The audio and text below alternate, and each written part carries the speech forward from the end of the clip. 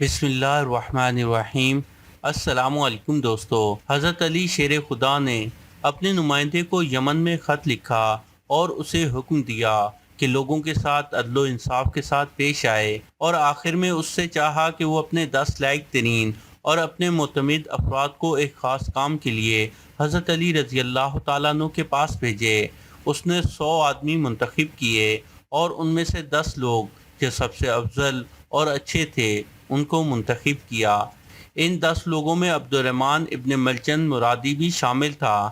جب یہ لوگ حضرت علی رضی اللہ تعالیٰ عنہ کے پاس پہنچے تو ابن ملجم جو فصیح و بلیغ تھا اس نے لوگوں کو اپنا سخن گو بنا دیا تاکہ حضرت علی رضی اللہ تعالیٰ عنہ سے گفتگو کرے، اور مدعا میں جو اس نے خود شعر کہے تھے وہ پڑھے۔ ان تمام باتوں میں سے ایک بات یہ تھی کہ ہم فخر کرتے ہیں، آپ فرمان دیں، ہم سب غلامی کریں، اور ہماری تلواریں آپ کے دشمنوں کے لیے آمادہ ہیں۔ امیر المومنین حضرت علی رضی اللہ تعالیٰ عنہ نے بعد میں اس کو اپنے پاس بلوایا اور فرمایا، تمہارا نام کیا ہے؟ تو اس نے کہا، عبد الرحمن۔ حضرت علی رضی اللہ تعالیٰ عنہ نے کہا، تمہارے باپ کا کیا نام ہے؟ اس نے کہا، ملجم۔ حضرت علی رضی اللہ تعالیٰ عنہ نے کہا کہ تم کس قبیلے سے ہو؟ اس نے کہا، مراد سے۔ پھر حضرت علی رضی اللہ تعالیٰ عنہ نے اس سے 3 بار پوچھا، کیا تم مرادی ہو؟ اس نے کہا، جی ہاں۔ امیر المومنین حضرت علی رضی اللہ تعالیٰ عنہ نے اس وقت اپنی زبان سے کلمہ جاری کیا، لا الہ الا اللہ محمد الرسول اللہ۔ ابن ملجم صفین اور نیروان کی جنگوں میں حضرت علی رضی اللہ تعالیٰ عنہ کے ساتھ تھا۔ جب لشکر اسلام نے خوارج پر غلبہ حاصل کیا تو ابن ملجم نے کہا، اے امیر المومنین، مجھے اجازت دیں، میں آپ سے پہلے کوفہ جا کر آپ کی فتح و کامرانی کی خوشخبری کوفہ والوں کو دوں۔ حضرت علی رضی اللہ تعالیٰ عنہ نے کہا، تمہارا کام اس مقصد سے کیا ہے؟ اس نے کہا کہ میں چاہتا ہوں کہ خدا مجھ سے راضی ہو جائے کہ حضرت علی رضی اللہ تعالیٰ عنہ کی کامیابی سے لوگوں کو خوشحال کر دوں۔ حضرت علی رضی اللہ تعالیٰ عنہ نے اجازت دے دی۔ اس نے جھنڈا ہاتھ میں لیا اور کوفہ کی طرف روانہ ہوا۔ شہر میں داخل ہوا اور بشارت بشارت کی فریاد شہر میں گونجی۔ اس طرح وہ گلیوں سے گزر رہا تھا کہ قطامہ کے گھر کے پاس پہنچا۔ یہ بہت زیادہ خوبصورت، حسین و جمیل اور دولت مند عورت تھی، لیکن بدکار اور فاحشہ عورت تھی۔ طبقات الکبریٰ صفحہ نمبر 35 پر ابن سعد لکھتے ہیں کہ جب قطامہ نے حضرت علی رضی اللہ تعالیٰ عنہ کی فتح کی خبر سنی تو ابن ملجم کو پکارا تاکہ وہ اپنے باپ اور بھائی کے بارے میں پوچھے۔ قطامہ اسے اپنے گھر لے گئی، اس کا عزت و احترام کیا اور مہمان نوازی کی۔ ابن ملجم پہلی نظر میں اس کا عاشق ہو گیا اور اپنے دین و ایمان کو اس کے ہاتھوں پر بیچ دیا۔ قطامہ نے اپنے باپ اور بھائی کے بارے میں پوچھا جو خوارج کی سپاہ میں سے تھے۔ ابن ملجم نے کہا کہ وہ سب جنگ میں ہلاک ہو گئے۔ یہ خبر سنتے ہی وہ رونے لگی۔ ابن ملجم اسے خبر دے کر پریشان ہو گیا۔ قطامہ تھوڑی دیر بعد اٹھی اور پھر دوسرے کمرے میں جا کر دوبارہ آرائش و زینت سے تیار ہو کر واپس آئی۔ اس کو دیکھتے ہی ابن ملجم کا دل لرز گیا۔ ابن ملجم جو شہوت نفسانی میں اسیر اور اپنے اختیار کو ہاتھوں سے کھو بیٹھا تھا، قدموں سے اس کی خواستگاری کی۔ قطامہ نے کہا کہ اگر مجھے چاہتے ہو تو میرا مہر بہت زیادہ ہے۔ ابن ملجم نے کہا کہ جتنا بھی ہوگا میں قبول کروں گا۔ قطامہ نے کہا کہ بہت زیادہ ہے، کچھ پیسے، جواہرات اور مشک، عنبر و عطر وغیرہ، اس کے علاوہ اور کچھ؟ قطامہ نے کہا بہت سخت۔ وہ پھر اٹھی اور دوسرے کمرے میں گئی اور اپنے آپ کو دوسری شکل میں آرائش کیا اور واپس آئی، اور ابن ملجم جنون کی حد تک پہنچ چکا تھا۔ اس نے کہا، اور کیا چاہتی ہو؟ قطامہ نے کہا، حضرت علی کا قتل۔ ابن ملجم ایک دم لرزا اور پریشان ہوا۔ اس سے اگلے دن ابن ملجم کو اطلاع ملی کہ یمن میں اس کا باپ اور چچا مارے گئے ہیں اور وہ اپنے باپ اور چچا کی وراثت کا اکیلا مالک ہے۔ یہ سنتے ہی ابن ملجم یمن روانہ ہوا تاکہ بے تحاشا دولت لا کر قطامہ کے قدموں میں ڈال دے۔ وہاں پہنچ کر اس نے سب جائیداد کو فروخت کیا اور مال و دولت لے کر چل پڑا۔ راستے میں اسے ڈاکوؤں نے لوٹ لیا اور سارا مال لے گئے۔ ابن ملجم جنگل میں سرگرداں تھا، لیکن تھوڑی دیر بعد ایک قافلے سے جا ملا اور اس کے ساتھ ہم سفر ہو گیا۔ قافلے میں وہ 2 لوگوں کا دوست ہو گیا۔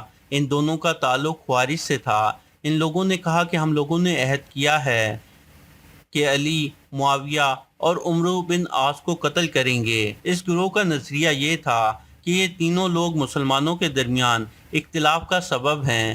چنانچہ عبد الرحمن نے قبول کیا کہ وہ حضرت علی کو شہید کرے گا۔ وہ کوفہ پہنچا اور سیدھا قطامہ کے گھر گیا۔ یہ فاحشہ عورت اس کے لیے شراب لائی اور ابن ملجم مست ہوا اور پھر قطامہ کے پاؤں پر گرا اور اس کے وصال کی خواہش کی، لیکن قطامہ نے نہ کہا اور کہا کہ جب تک حضرت علی کو شہید نہیں کرو گے ایسا نہیں ہو سکتا۔ ابن ملجم جو مجنون اور پاگل ہو گیا، اس نے کہا ابھی جاتا ہوں اور حضرت علی کو شہید کرتا ہوں۔ قطامہ نے کہا کہ اس طرح نہیں، بلکہ قتل کے لیے انتظامات ضروری ہیں۔ اس نے ابن ملجم کی تلوار لی اور اسے کچھ پیسے دے کر اسے تیز کروایا اور پھر کچھ درم دے کر اس تلوار کو زہر آلودہ کروایا۔ اس رات اس بد نصیب اور بے حیا نے محراب مسجد کوفہ میں داماد رسول صلی اللہ علیہ وآلہ وسلم شیر خدا حضرت علی رضی اللہ تعالیٰ عنہ پر وار کیا اور تلوار سے ایسا زخم لگایا کہ اس کے اثر سے 2 روز بعد حضرت علی رضی اللہ تعالیٰ عنہ شہید ہو گئے۔ کوفہ میں کہرام مچ گیا اور ابن ملجم کو گرفتار کر لیا گیا۔ حضرت امام حسن رضی اللہ تعالیٰ عنہ نے اپنے والد محترم حضرت علی رضی اللہ تعالیٰ عنہ کی میت کو نجف اشرف میں دفنا کر کوفہ واپس آئے تو حضرت علی رضی اللہ تعالیٰ عنہ سے پیار کرنے والوں نے حضرت امام حسن کو ممبر پر بیٹھ کر خطبہ دینے کا کہا۔ حضرت امام حسن ممبر پر بیٹھ گئے۔ وہ اتنے زیادہ غمگین تھے کہ آپ سے بولا نہیں جا رہا تھا۔ حضرت امام حسن جب تھوڑے سے پرسکون ہوئے تو آپ رضی اللہ تعالیٰ عنہ نے کھڑے ہو کر بڑے جوش سے خطبہ دیا۔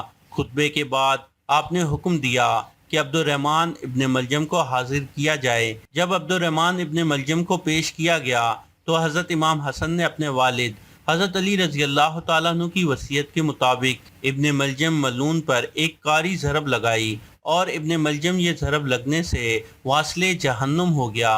ابن بطوطہ لکھتے ہیں کہ کوفہ کے سفر کے دوران کوفہ کے مغرب میں ایک مکمل سفید زمین کے درمیان ایک حصہ نہایت ہی کالا دکھا ہے۔